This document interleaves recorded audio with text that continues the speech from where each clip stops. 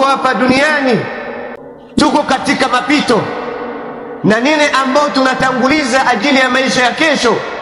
Ihdhar ya muslim wa muslima alla tandama baada mautik, fanya tahadhari ewe muislam, usije ukajutia baada ya kifo chako, au tandamu yauma alqiyama, au ukajutia siku ya kiyama.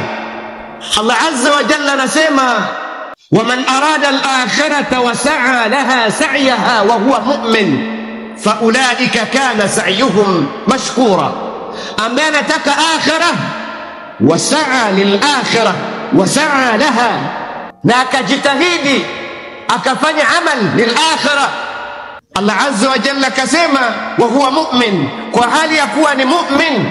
لأن غير المؤمن لا تقبل عمله، sababu kinyume ya mu'min amali yake ikubalike.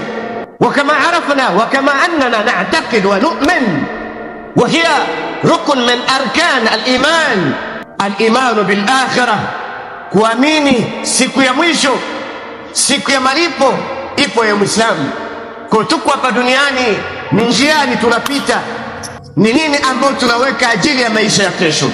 Allah azza wa jalla anasema na wote ule ambaye atakayejitahidi kufanya jitihada, la liyanala dunia bal liyanala al-akhirah, sio ili apate dunia bal ili apate akhirah. Wasaa laha man arada al-akhirah wasaa laha. Allah azza wa jalla asema wa huwa mu'min, kama qala subhanahu man amila salihan min dhakarin aw untha wa huwa mu'min falanuhyiyannahu hayatan tayyiba. Allah azza wa jalla kama alivyosema ambaye man amila salihan min dhakarin au untha wa huwa mu'min. Wakadhalika huna yaqul waman arada al-akhirata wa sa'a laha wa huwa mu'min faulaika kana sa'yuhum mashkura. Wale ndio watu ambao jitihada yao italipwa malipo makubwa siku ya kiyama.